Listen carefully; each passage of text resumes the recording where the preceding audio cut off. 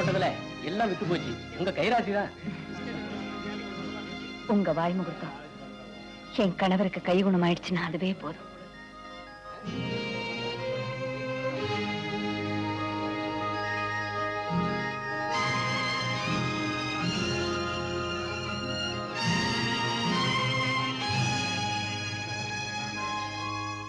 Sir எல்லா சாமானும் கட்டியாச்சு.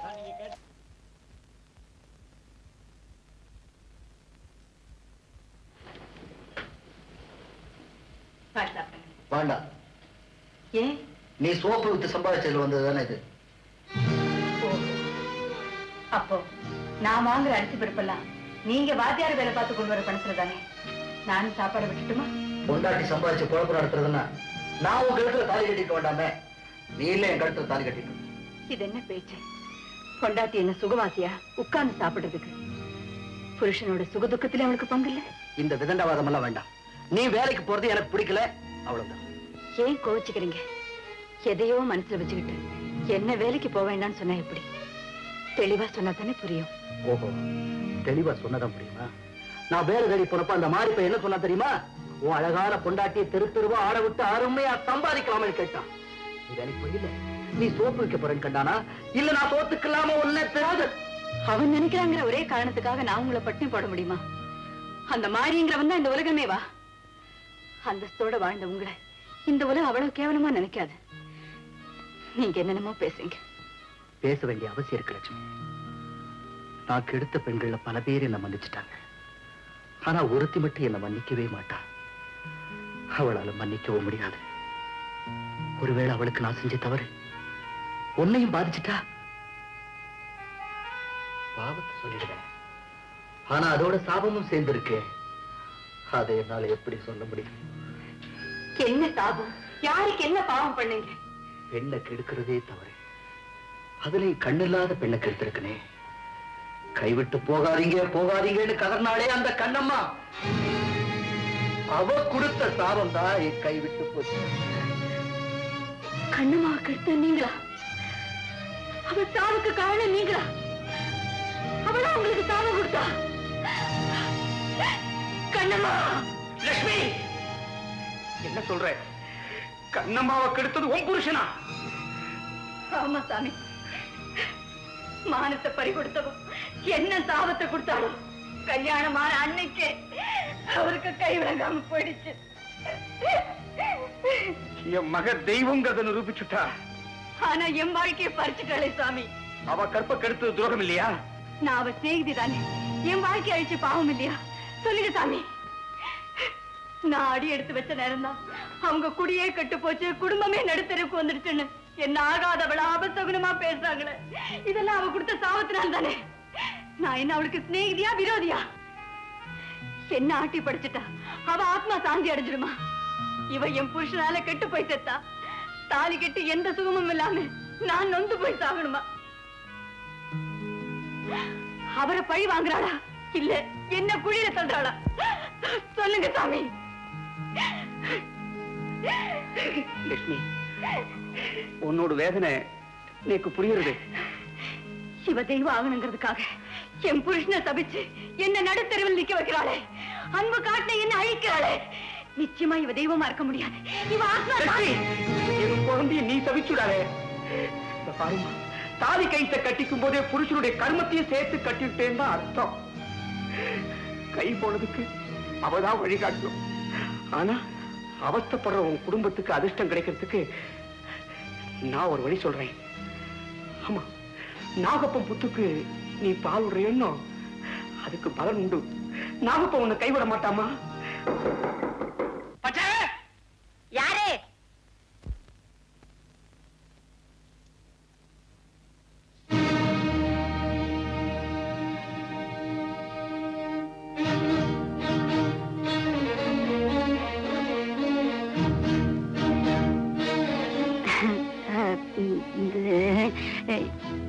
எப்போ வந்தீங்க?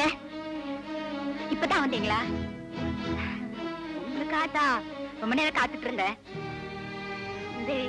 ஏன் அப்படி பாக்குறீங்க? என்னாச்சு?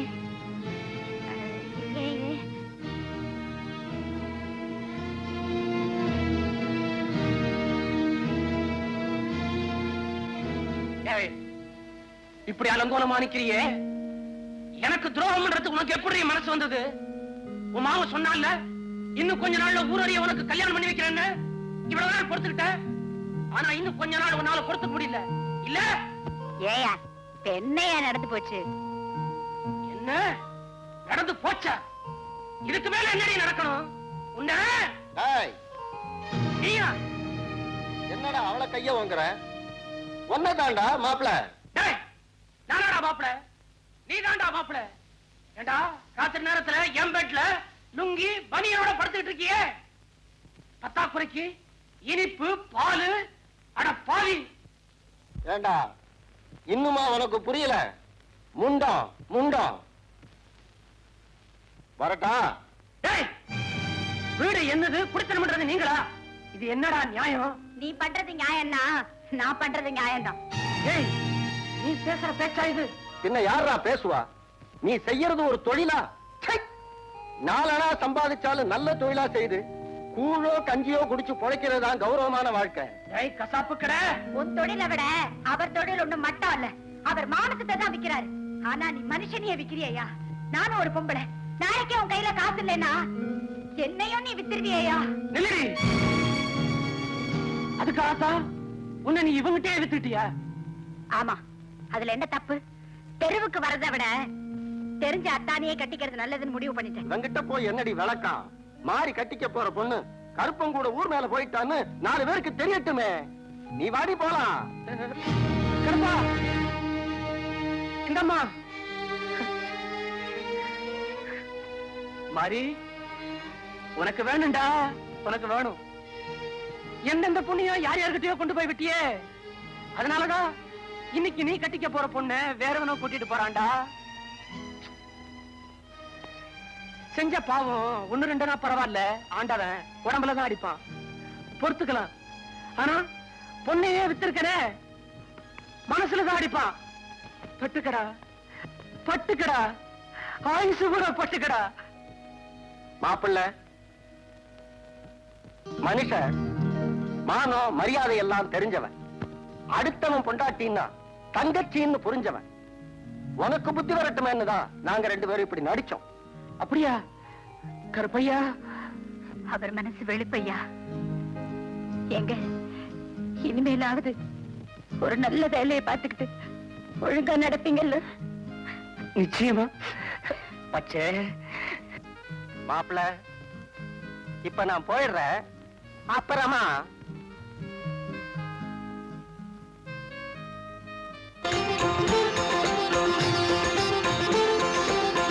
அவளிடம் கேளுங்கள் வழி கிடைக்கும், நம் அத்தனை துயருக்கும் வழி பிறக்கும்.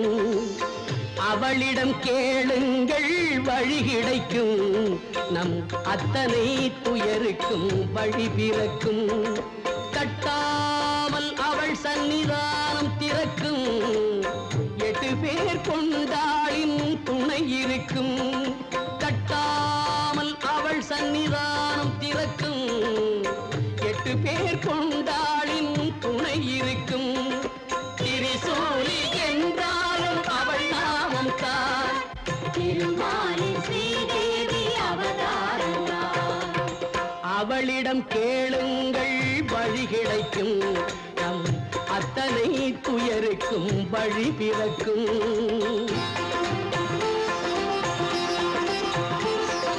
தாங்காத ஏழ்மைக்கு துணை வருவாள், தனலட்சுமியாய் வந்து பொருள் தருவாள்.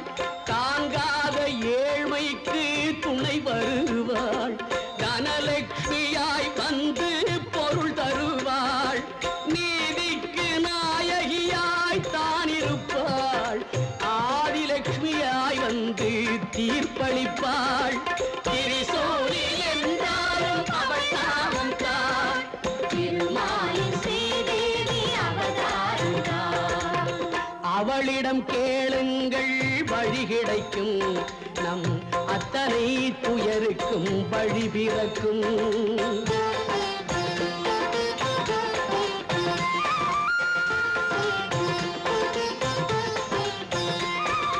மழை காணா பூமிக்கு தாயாக தானியலட்சுமி என சொல்லி மழை பொழிவாள். சந்தானம் சௌபாகியம் பெருகிச் சேர சந்தான லட்சுமியாக வரம் அளிப்பாள். திரிசூலி என்றாலும் அவள் நாமம் தான், திருமாலின் ஸ்ரீதேவி அவதாரம் தான்.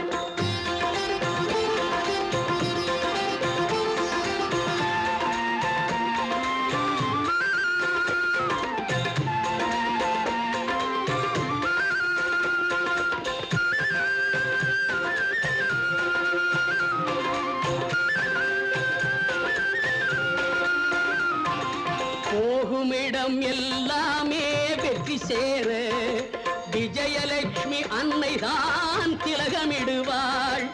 ஆன கல்வி அத்தனையும் அறிந்து தேர வித்யாலட்சுமி தேவியாக அருள் தருவாள். திரிசூலி என்றாலும் அவள் நாமம் தான், திருமாலின் ஸ்ரீதேவி அவதாரம் தான்.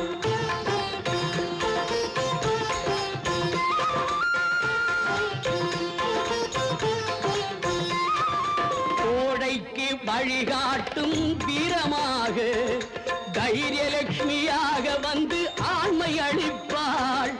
ஆரோக்கியம் ஆயுளுக்கும் வழிகாட்ட கஜலட்சுமி என